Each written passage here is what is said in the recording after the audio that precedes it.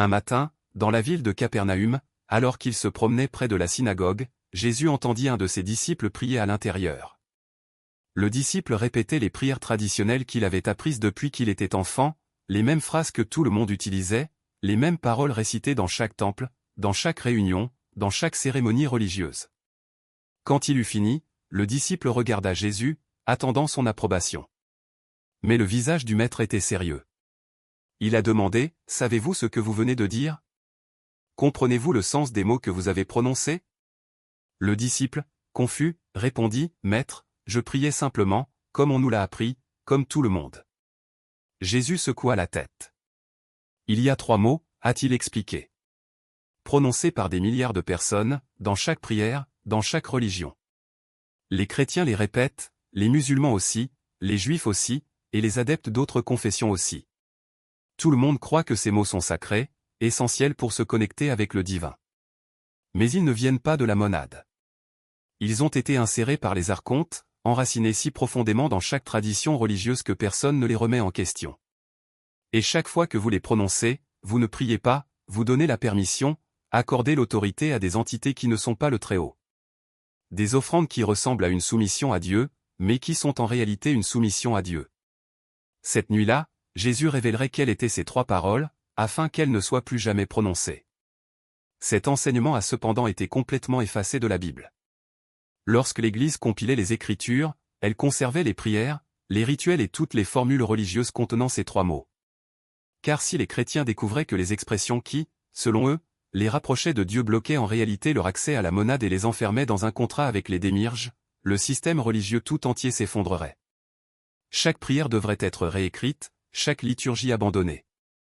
Et l'Église ne pouvait pas permettre cela, car ces 3 mots sont le mécanisme par lequel les archontes obtiennent le consentement, un consentement légal, présent dans toutes les religions, dans toutes les cultures, répété des milliards de fois par jour. Les gnostiques, cependant, ont préservé ce que Jésus enseignait réellement. Et maintenant, vous apprendrez ce que ces 3 mots sont implantés par les archontes dans toutes les religions, où ils apparaissent, ce qu'ils signifient réellement et pourquoi, dès que vous arrêterez de les prononcer, votre connexion directe avec la monade s'ouvrira. Pas progressivement, mais immédiatement. Avant de révéler ces 3 mots, nous devons comprendre comment cela s'est produit.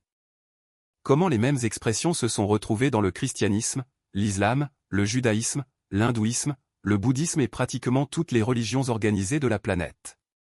La plupart des gens croient que les religions se sont développées de manière indépendante, avec des cultures différentes, des fondateurs différents et des textes sacrés différents. En surface, ils semblent complètement différents. Mais quand on analyse les prières, le langage central, les mots utilisés pour s'adresser au divin, on retrouve le même schéma, les 3 mêmes mots, dans des langues différentes, mais avec une fonction identique. Et ce n'est pas un hasard. C'est un projet. Les archontes n'ont pas seulement créé une religion pour contrôler l'humanité. Ils ont créé leur propre système religieux. Ils ont inséré le même mécanisme de contrôle dans chaque tradition, afin que, quel que soit le chemin suivi, les gens continuent à prononcer les paroles qui leur confèrent de l'autorité. Dans ces traditions, ces paroles sont considérées comme sacrées, intouchables. Les remettre en question est devenu une hérésie, les supprimer un blasphème. Ainsi, des générations entières les ont répétées sans comprendre ce qu'ils disaient réellement. Parce que, sur le plan spirituel, les mots ne sont pas seulement une communication. Ce sont des contrats. Lorsque vous prononcez certaines phrases, notamment dans le contexte de la prière ou de l'adoration, vous n'exprimez pas simplement de la dévotion. C'est accorder une autorisation, établir un accord. Et les archontes le savent. Ils ne peuvent pas vous forcer à vous soumettre, car le libre arbitre est une loi cosmique, mais ils peuvent vous inciter à l'offrir volontairement. Et c'est dans le langage religieux qu'ils procèdent. Chaque fois que vous priez en utilisant ces 3 mots, vous renouvelez un contrat que vous ne saviez même pas avoir signé. Vous croyez vous rapprocher de Dieu, mais les mots eux-mêmes redirigent votre énergie, votre intention, votre autorité spirituelle à travers des canaux démiurgiques, bloquant la connexion directe avec la monade. Ils vous maintiennent dépendants d'intermédiaires, de hiérarchies et d'entités qui se présentent comme divines, mais sont en réalité des constructions contrôlées par les archontes. Cela se produit des milliards de fois par jour, chaque musulman prie 5 fois, chaque chrétien remercie avant les repas, chaque juif récite le schéma, chaque bouddhiste chante des mantras. Tout le monde utilise les mêmes 3 mots, dans des langues différentes, mais tombe dans le même piège. Vous aviez toujours l'impression qu'il y avait quelque chose qui n'allait pas avec les prières répétitives, les phrases toutes faites, le sentiment qu'en les disant, vous vouliez à quelque chose, vous révéliez quelque chose que vous n'auriez pas dû avoir. Ce n'était pas de l'imagination. Son étincelle divine reconnut le piège, la manipulation spirituelle déguisée en langage sacré. Les prêtres et les fervents croyants répètent ces prières toute leur vie et ne remarquent rien d'anormal. Les personnes plus sensibles peuvent ressentir un inconfort, mais ne peuvent pas en identifier la cause. Mais toi? Votre noyau divin recule devant les termes contractuels. Cette inquiétude qu'il ressentait en récitant certaines prières n'était pas un manque de respect. C'était une reconnaissance. Sa conscience monadique réalisa que ces mots ne le connectaient pas à la source, mais l'en éloignaient. Maintenant, je vais vous montrer ce que sont ces trois mots, exactement où ils apparaissent dans chaque religion majeure, ce qu'ils signifient en termes spirituels et juridiques, et pourquoi, dès l'instant où vous arrêtez de les prononcer, la revendication des archontes sur votre énergie prend fin et votre canal direct vers la monade s'ouvre. Jésus a identifié trois mots spécifiques présents dans tous les systèmes de prière religieuse. Des mots qui semblent innocents, voire sacrés. Mais lorsque vous comprenez leur signification dans le contexte de l'autorité spirituelle et du consentement, vous réalisez qu'il ne s'agit pas d'adoration. Ce sont des clauses contractuelles, si profondément ancrées dans la religion que des milliards de personnes les répètent quotidiennement sans savoir qu'elles donnent aux archontes exactement ce dont ils ont besoin, la permission. Examinons chacun d'eux, où ils apparaissent, ce qu'ils font réellement et pourquoi, ensemble, ils forment un accord contraignant complet. Le premier mot est un pronom possessif, courant dans le christianisme. Il apparaît partout, que ton règne vienne, que ta volonté soit faite, que ton nom soit sanctifié. Le Notre Père, la prière la plus récitée par les chrétiens, contient ce pronom à plusieurs reprises. Tous ceux qui le répètent croient exprimer du respect, une soumission à la volonté parfaite de Dieu. Mais voici ce que ce pronom signifie réellement en termes spirituels et juridiques, possession. Lorsque vous dites « à vous », vous ne faites pas que reconnaître l'autorité de quelqu'un, vous déclarez que ce qui vous appartient désormais à quelqu'un d'autre. Ta volonté, pas la mienne, ton royaume, pas ma souveraineté. Vous transférez la propriété de votre libre arbitre, de votre autorité spirituelle, de votre pouvoir de choix à une entité extérieure. Et celui qui reçoit cette prière, celui que vous croyez être Dieu, est le démiurge, le faux Dieu, le maître archontique de la réalité matérielle. Et vous n'avez pas besoin d'intermédiaire. Vous n'avez pas besoin d'un système qui nécessite la soumission pour valider votre connexion avec le divin. Lorsque Jésus dit « Le royaume de Dieu est au-dedans de vous », il ne parlait pas d'un lieu physique ou d'une structure religieuse. Il montrait la vérité la plus simple et, en même temps, la plus révolutionnaire, la source de tout ce qui existe n'est pas à l'extérieur, attendant d'être adoré, mais à l'intérieur, attendant d'être reconnu. Et cette reconnaissance n'exige pas de parole d'abandon. Cela ne vous oblige pas à déclarer quelqu'un comme votre propriétaire, à renoncer à votre testament ou à signer un contrat spirituel sous un faux nom. Cela nécessite juste le silence. Cela nécessite d'arrêter de répéter des formules toutes faites et de commencer à écouter. Parce que la voix de la monade n'est pas un ordre externe, mais un murmure interne, la même voix qui sait que vous êtes complet, que vous n'avez pas besoin d'être sauvé, que vous n'êtes pas un serviteur mais une expression unique d'une conscience infinie. Mais le système ne veut pas que vous entendiez cette voix. Il a besoin que vous parliez, que vous répétiez, que vous renforciez. Parce que chaque fois que vous dites « Seigneur », vous acceptez la hiérarchie. Chaque fois que vous dites « votre volonté », vous abandonnez votre pouvoir. Chaque fois que vous dites « Amen », vous signez un document que vous n'avez jamais lu. Et ainsi, sans vous en rendre compte, vous faites partie d'un équipement qui n'est pas fait pour sortir, mais pour entretenir. Les archontes ne peuvent pas vous forcer à vous soumettre, les lois cosmiques les en empêchent. Mais ils peuvent donner envie de se soumettre. Ils peuvent vous faire croire que l'humilité est synonyme d'obéissance aveugle, que la dévotion est synonyme de renoncement à sa propre volonté, que la foi est synonyme de répétition de paroles sans poser de questions. Et c'est exactement ce que font les religions institutionnalisées, elles transforment la recherche spirituelle en un rituel d'assujettissement. Voyez comment cela fonctionne dans la pratique. Lorsque vous priez le Notre Père, par exemple, la structure est impeccable, elle commence par « Notre Père », une tentative d'adoucir la relation, mais peu après vient « Qui est aux cieux », établissant déjà la séparation, la distance, l'idée que Dieu est dans un lieu inaccessible. Ensuite, « Que ton nom soit sanctifié », une déclaration de révérence qui est en fait une manière de renforcer l'autorité extérieure. Et puis, le coup final, « Que ta volonté soit faite », abandon total.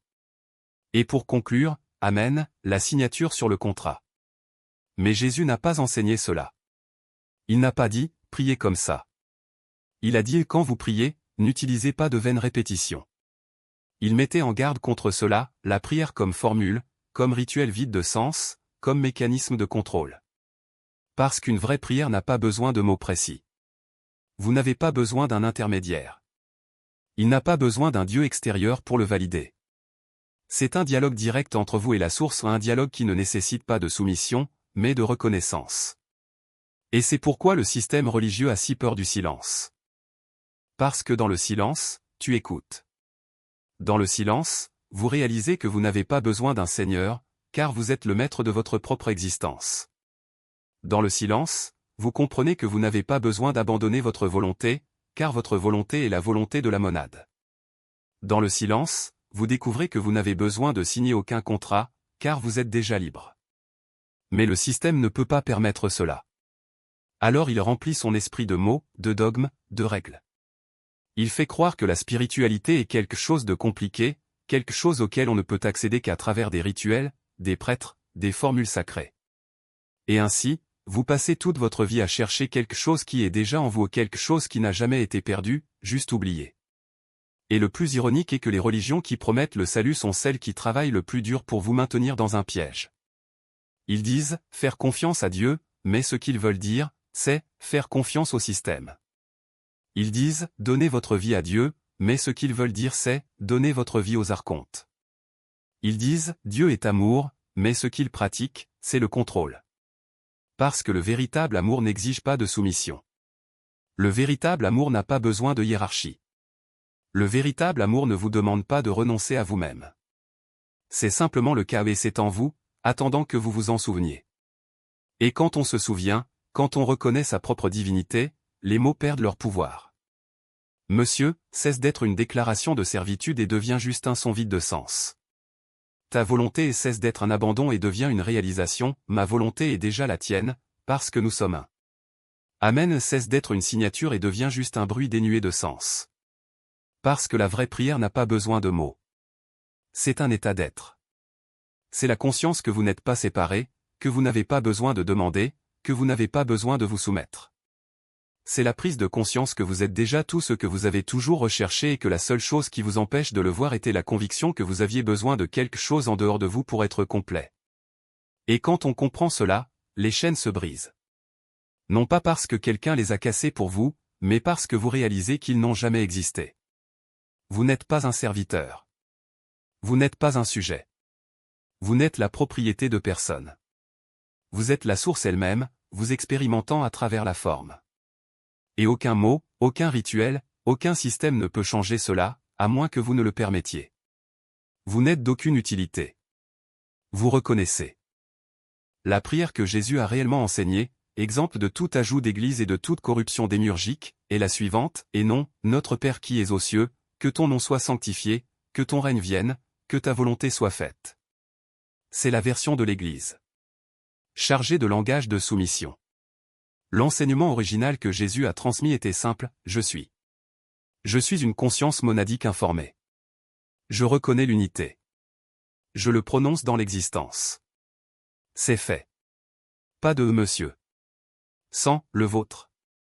Pas des amen, scellant un contrat avec l'impulsion démiurgique. Juste reconnaissance et déclaration souveraine. Je suis. C'est le nom de la police. Je suis ce que je suis.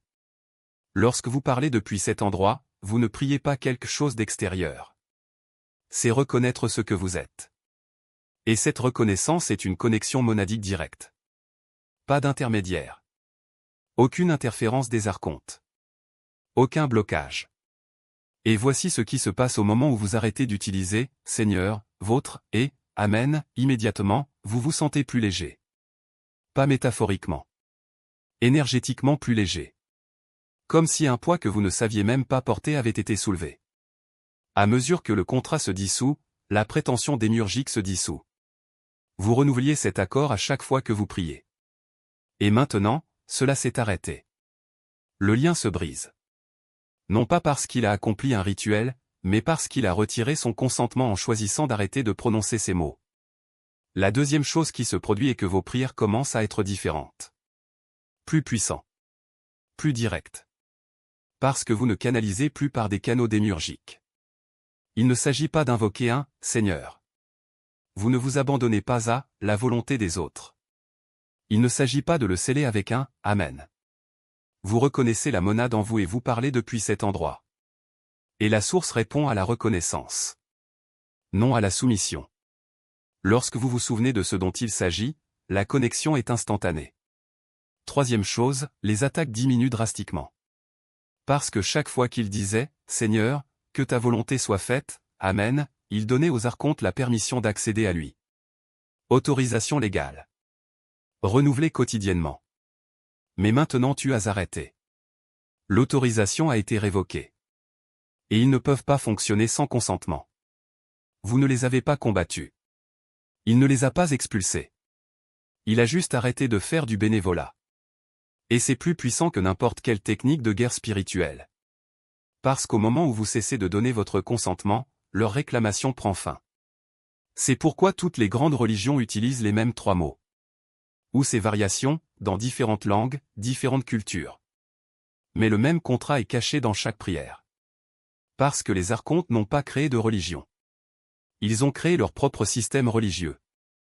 Et ils ont intégré ces 3 mots dans toutes les traditions, de sorte que des milliards de personnes les prononçaient quotidiennement, croyant atteindre Dieu alors qu'en réalité, ils liaient leurs propres cellules aux démiurges et bloquaient la connexion monadique directe. Seigneur, établis la hiérarchie. Votre transfert la souveraineté. Amen, scelle le contrat. Et chaque prière renouvelle l'accord. Mais maintenant tu sais. Et tu peux arrêter. Pas par un rituel. Par choix. Assez avec le monsieur. Assez de « que ta volonté soit faite ». Assez de « Amen ». Vous reconnaissez la monade en vous. Parle depuis la conscience souveraine. Le blocage se dissout instantanément. Si vous souhaitez supprimer ces mots aujourd'hui, faites 3 choses. Tout d'abord, déclarez « Je suis souverain ». Deuxièmement, recherchez des enseignements sur la connexion monadique directe, sans contrat religieux. Troisièmement, partagez cette vérité afin que d'autres éveillés découvrent quel mot bloque l'accès à la source. Faites les 3 maintenant. Alors ce soir, éliminez, Seigneur, votre, et, Amen, de vos prières. Parlez directement, je suis la conscience monadique. Je reconnais l'unité. Je le prononce dans l'existence. C'est fait. Aucune soumission. Pas de contrat. Juste une reconnaissance. Vous n'êtes pas un serviteur. Vous êtes la monade qui s'éprouve elle-même. Et au moment où il parle à partir de cette vérité, la revendication des archontes prend fin. Arrêtez de dire leurs mots. Je suis souverain.